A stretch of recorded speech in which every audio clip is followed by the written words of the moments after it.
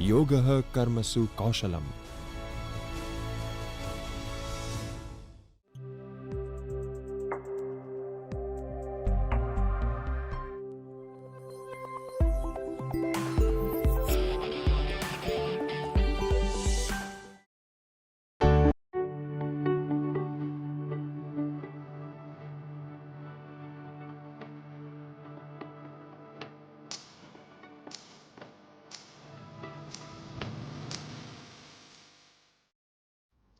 Hello students, my name is Ishan Chenolikar and today I will be speaking about Elements of Markets Part 2 Theory of Production.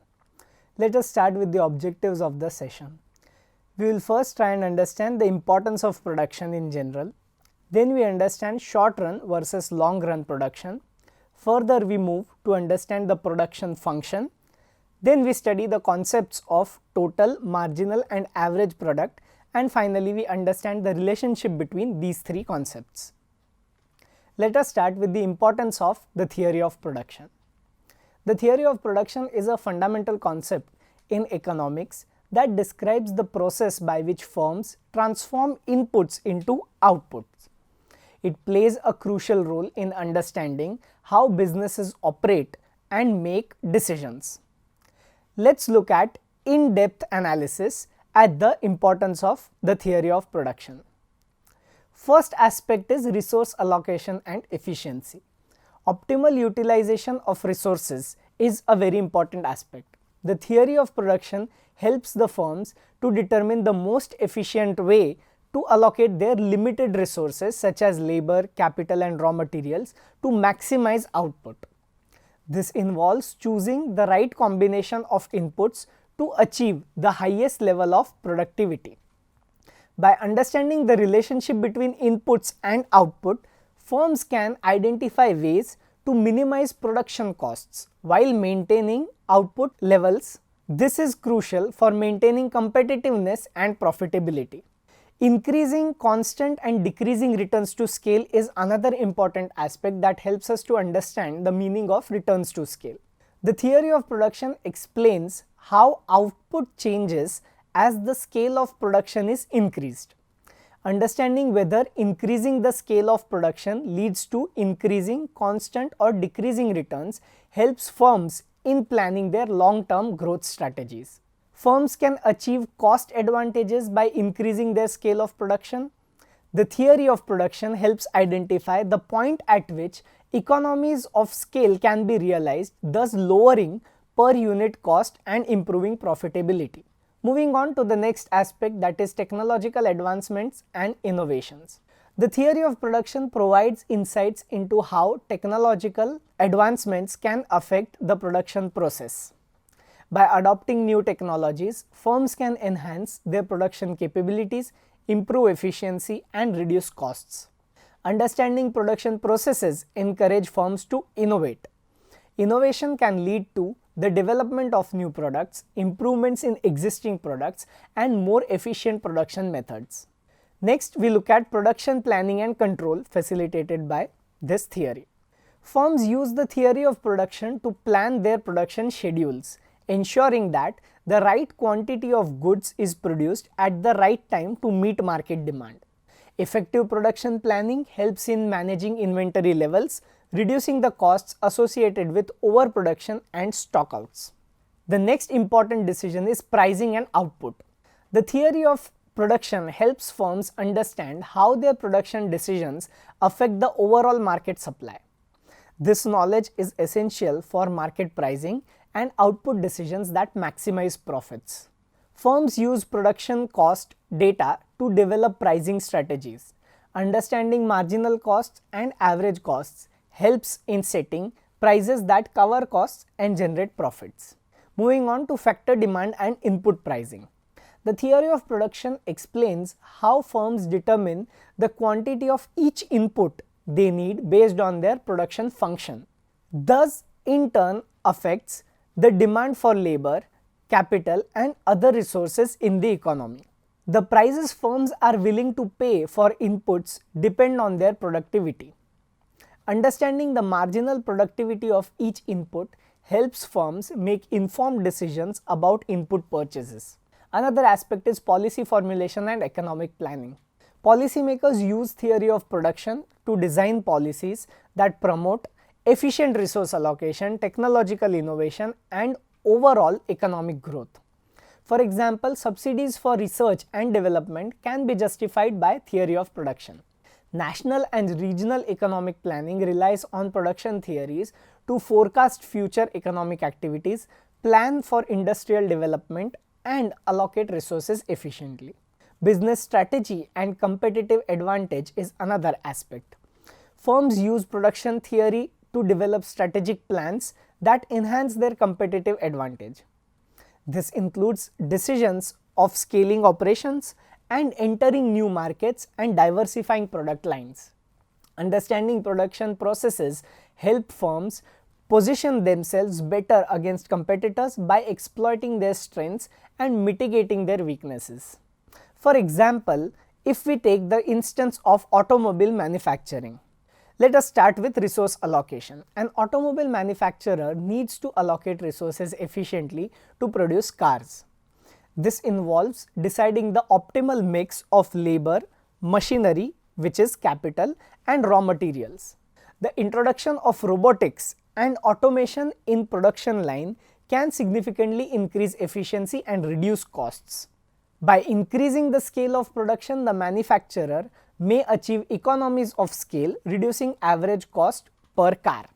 As far as production planning is concerned, the manufacturer plans production schedules to ensure that enough cars are produced to meet market demand without overproducing, which would lead to excess inventory costs of storage. Understanding the pricing strategy, looking at the production costs helps the manufacturers set competitive prices that cover costs and generate profits. The demand for steel, rubber, and other inputs is influenced by the production needs of the manufacturer. So in conclusion, the theory of production is vital for firms to make informed decisions about resource allocation, cost management, technological adoption, and strategic planning. It also has broader implications for economic policy and planning, making it cornerstone of both micro and macroeconomic analysis. In economics, the distinction between short-run and long-run production functions is crucial. So let us now move to understand the difference between short-run and long-run production function. This helps the firms adjust their inputs to produce output over different time horizons. So let us start with a short-run production function. The short run is a period during which at least one factor of production, usually it is capital, which is fixed in nature, meaning it cannot be changed or varied. Firms can only adjust variable inputs like labor to influence the output. What are the characteristics of short run? Some inputs such as machinery, buildings, land or capital in general and land as well cannot be changed up to a certain extent of time, whereas inputs such as labor and raw materials can be updated and be adjusted. As more units of variable input, for example labor, are added to a fixed amount, let's say of capital, the additional output, which is called marginal product or marginal output, eventually decreases. For example, a factory with a fixed number of machines can hire more workers to increase output.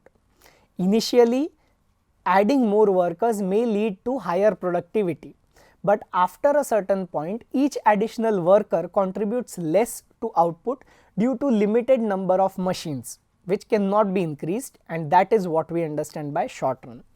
If we look at the graphical representation of this concept, then we can say that the total product will rise initially at an increasing rate and then at a decreasing rate. The marginal product will rise initially, reach a peak and then start to fall. And the average product initially rises, peaks and then falls. Let us now move to long run production function. The long run is a period during which all factors of production are variable in nature, meaning firm can adjust all inputs to change their level of output. If we look at the characteristics, then there are no fixed inputs. meaning all inputs including capital and land and so on can be adjusted. If we look at the returns to scale, then it describes how output responds to proportional changes in all inputs. This can exhibit increasing, constant or decreasing returns to scale. Let us understand these three different types of returns to scale. First is increasing returns to scale. So doubling all inputs more than doubles the output. Constant return to scale is doubling all inputs exactly doubles the output, and decreasing returns to scale against that is doubling all inputs will less than double the output. For example, a company can build a new factory, purchase more machinery and hire additional workers to increase output. In the long run, the firm has flexibility to scale its operation up or down based on expected demand. So basically, if we look at the summary, short run production function, some inputs are fixed, focus on variable outputs is there, and it is governed by the law of diminishing returns. Whereas long run production function, all inputs as variables, it is governed by returns to scale, and firms can fully adjust their production capacity. Understanding the difference between short run and long run production function helps firms make strategic decisions about resource allocation, production levels and long-term planning. Moving on to the next concept, that is production function. A production function is a mathematical representation that describes the relationship between inputs used in production and the resulting output. It specifies the maximum amount of output that can be produced from a given set of inputs and under the assumption of efficient utilization of resources. Let us look at the key concepts and components of production function. First is inputs. Generally, these inputs are nothing but the factors of production. For example, labor, human effort, both physical and mental, used in the production process is included. Capital includes physical assets like machinery, buildings and equipment, whereas land includes natural resources used in production. Further, we have raw materials, which are basic materials used to produce goods, and technology, the state of knowledge and methods used in production. If we define output by the letter Q, and as you saw, all the inputs were defined with certain letters, then we can mathematically write it as Q is equal to F of LKTM, read as Q is a function of all the factors of production. When it comes to physical production by factors, three key concepts are very important: total product, average product and marginal product. Let us understand these in detail. Total product refers to the total amount of output produced by a given specific amount of factor, keeping all the other factors constant. As the quantity of a factor increases, the total output also increases.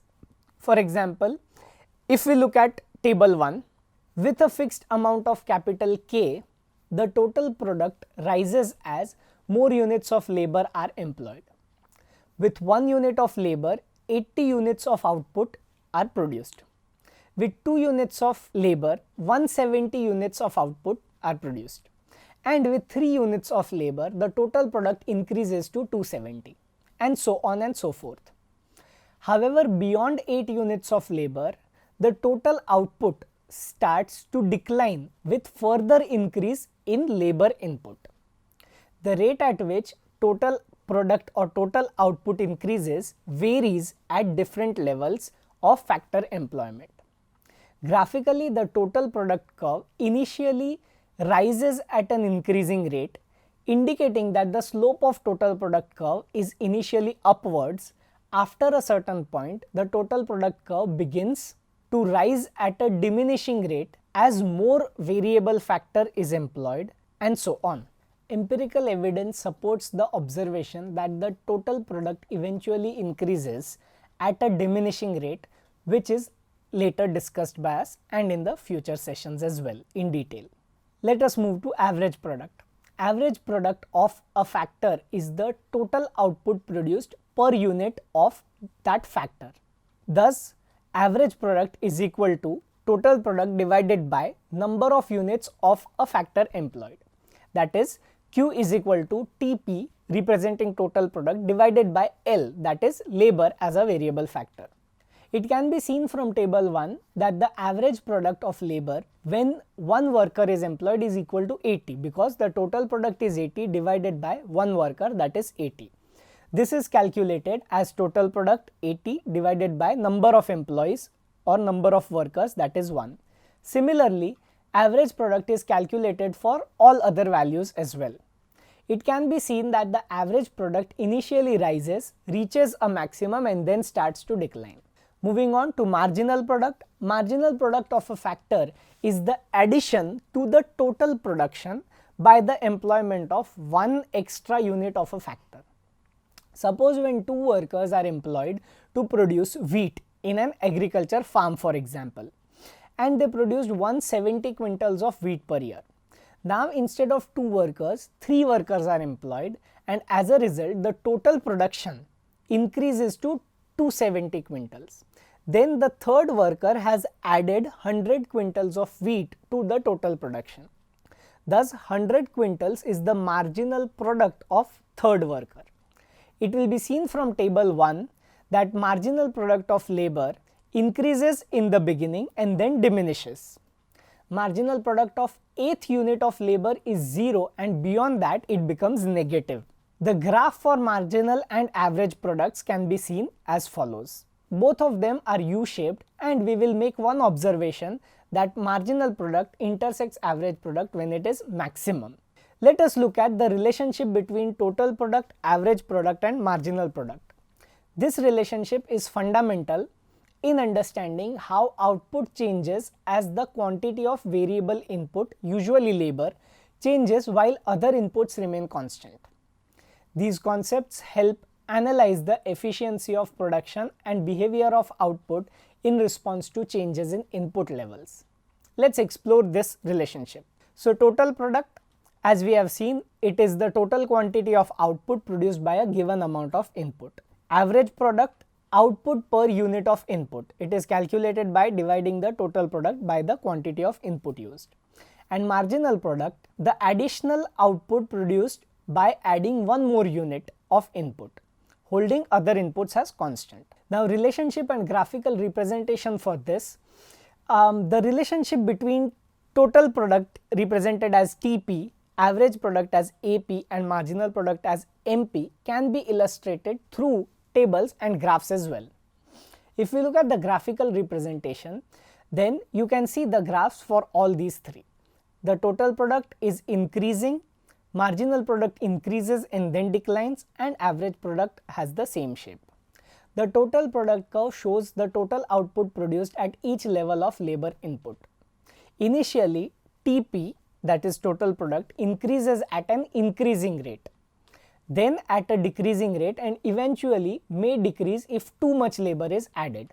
Average product is typically bell-shaped or inverted U-shaped. It initially rises, reaches a maximum point, and then starts to decline as more units of labor are added. And marginal product curve shows an initial increase, reaches a peak and then declines, similar to average product. It is important to note that the marginal product curve intersects the average product curve at the highest point of average product curve. This is because marginal product is above the average product and average product is increasing. And when marginal product is below the average product is decreasing. So marginal product is essentially dragging the average product curve in respective directions. So if we explain this relationship, then we can start by talking about increasing marginal returns. At the beginning, adding more units of labor increases total output at an increasing rate due to better utilization of fixed inputs. During this phase, both marginal product and average product are seen to be rising. Then diminishing marginal returns. After a certain point, adding more labor results in smaller increases in output. Marginal product starts to decline but is still positive, indicating that total output or total product is still increasing but at a decreasing rate. Average product also starts to decline when marginal product falls below the average product. And finally, we have negative marginal returns. If too much labor is added, it can lead to overcrowding and inefficiency, causing total output to decline. Here marginal product becomes negative and average product continues to decline, approaching zero. If we summarize this, then we can say total product increases initially at an increasing rate, then at a decreasing rate, and eventually may decline with too much input. Average product measures output per unit of input and typically rises, peaks and then falls. And marginal product measures the additional output from an additional unit of input and initially rises, peaks and then falls. The relationship tells us that marginal product intersects average product at its maximum. When marginal product is above average product is rising, and when marginal product is below, average product is falling. Understanding these relationships helps the firms to optimize input use and achieve efficient production levels. As a result, this concept is very important for anyone studying business administration, as they will be constantly looking to optimize the firm's revenues. I hope you understood these basic concepts. Thank you so much.